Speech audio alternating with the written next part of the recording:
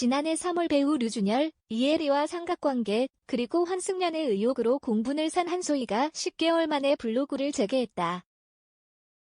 한소희는 12일 개인 블로그를 통해 안녕하세요라는 제목의 글을 게재했다. 그는 이번 해가 또 기어코 지나간다. 여러분들의 연말은 어떤가? 혹시 밤을 빛내는 화려한 조명들의 그림자에 머물러 있나? 아니면 다가올 다음 해를 묵묵히 기다리고 있나? 라며 말문을 열었다. 이어 우리가 살고 있는 이 시대의 목소리들과 들리는 소식들에 나에게는 별거 아닌 새해가 무거워지기만 한다. 내가 할 수 있는 일이라고는 그저 애도와 위로의 마음만을 몇 글자로 전하는 일이라는 점에 무기력해지기도, 실은 아무 죄 없는 하늘이 원망스럽기도 하다며 어지러운 시국을 곱씹었다. 특히 한소희는 나를 되돌아보는 시간을 가지고 편협했던 내 시각에 대한 생각들과 과오 그리고 따라오는 자괴감 등등 수많은 감정들을 속에서 일궈내어 보았지만 아직 한참 부족한 것 같다.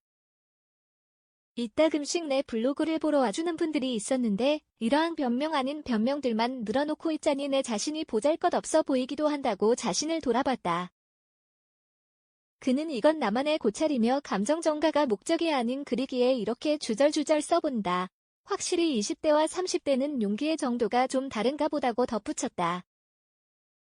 앞서 한소희는 지난해 3월 하와이 여행 목격담을 계기로 류준열과 열애를 인정했다. 하지만 이후 류준열의 전 여자친구였던 이혜리가 SNS를 통해 재밌네라며 저격, 환승연의 논란이 불거졌다. 이혜리의 저격에 발끈한 한소희는 개인 계정을 통해 칼등계 사진을 올리면서 나는 애인이 있는 사람을 좋아하지도 친구라는 이름하에 여지를 주지도 관심을 가지지도 관계성을 부여하지도 타인의 연애를 회방하지도 않았다. 환승연의 프로그램은 좋아하지만 내 인생에는 없다. 나도 재밌다고 대응했다. 그럼에도 한소희와 류준열을 둘러싼 파장이 계속해서 커지자 두 사람은 공개 연애 2주 만에 결별을 선언했고 한소희는 결별 이후 다시 자신의 블로그에 배우 니콜 키드먼이 탐 크루즈와 이혼 후 기뻐하는 모습을 담은 사진으로 유명해진 이혼자를 게재해 다시금 논란의 불을 지폈다. 그는 당사자인 본인은 입 닫고 나는 어떻게든 해보려고 하는데 시간이 지나면 어차피 잊어진다고 한다. 나는 침묵으로 일관하기엔 내 팬들도 그만큼 소중하다라는 글을 덧붙이며 이번엔 연인이었던 류준열을 향한 서운함과 함께 침묵으로 일관했던 그의 행동을 비난했다. 소속사도 막을 수 없었던 한소희의 폭주는 모두를 지키게 만들었다. 팬들은 물론 대중들 역시 세 사람을 둘러싼 환승연의 싸움에 질릴 대로 질렸고 실제로 타격도 입었다.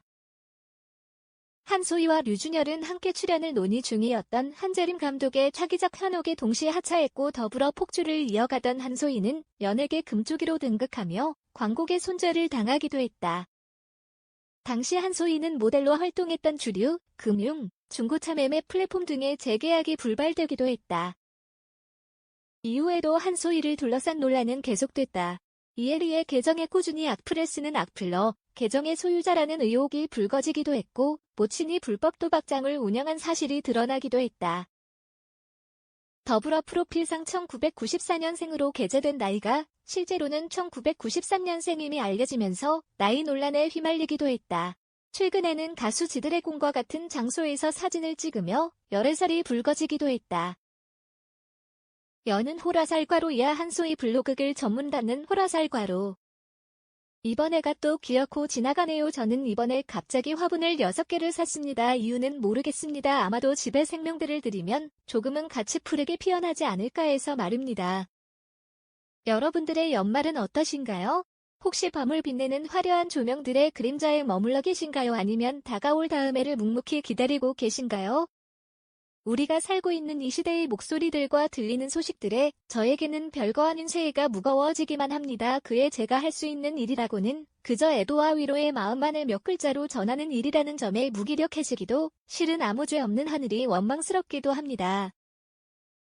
우리들의 다음에도 고민과 걱정보다는 그저 하루를 잘 살아내었으면 되었다의 작은 다짐으로 시작했으면 하는 마음입니다. 저는 잘 지내고 있습니다. 저를 되돌아보는 시간을 가지고 편협했던 제 시각에 대한 생각들과 과오 그리고 따라오는 자괴감 등등 수많은 감정들을 제 속에서 읽어내어 보았지만 아직 한참 부족한 것 같습니다. 이따금씩 제 블로그를 보러 와주시는 분들이 계셨는데 이러한 변명 아닌 변명들만 늘어놓고 있자니 제 자신이 보잘것없어 보이기도 하네요. 아무튼 이건 저만의 고찰이며 감정 전가가 목적이 아닌 글이기에 이렇게 주절주절 써봅니다. 확실히 20대와 30대는 용기의 정도가 좀 다른가 봅니다. 첫 줄을 12월쯤 쓰고 이제야 글을 마무리하려 하는데 다들 걱정입니다. 날도 너무 춥고 마음도 온전치 못하실 분들이 많을 것 같아서입니다. 몸이라도 따뜻해야 할 텐데 다들 패딩 외에 목도리, 귀마개 등등 구비를 다 해놓으셨는지요? 핫팩 방석도 있습니다. 스트레칭도 자주 해주시고요. 스트레스가 만병의 근원이라 합니다. 물론 저도 저렇게까지는 못합니다. 시도만 할 뿐. 그래도 제 삶의 일부였던 블로그를 그리워해주시는 분들을 위해 글을 적고 있는데 그때나 지금이나 두서가 없네요. 안부를 묻고 별일 없는 하루들의 소중함을 느끼는 요즘입니다. 팬분들과 수줍은 웃음으로 인사를 나누고 기약없는 다음에 또 봬요라는 나중을 약속하는 우리이긴 하지만 우연히 마주한 시간에 나눈 마음들이 저에겐 하루를 좌지우지하곤 합니다. 조금은 부담스러울 수 있는 수면 양말을 구매하고 그래서 결국 하고 싶은 말은 우리 모두 무탈하기를 바라며 조금은 덜 춥고 덜 아프시길 시린 겨울에 엉킨 마음들을 묻고 다가올 봄에 꽃을 피우시길 바라겠습니다.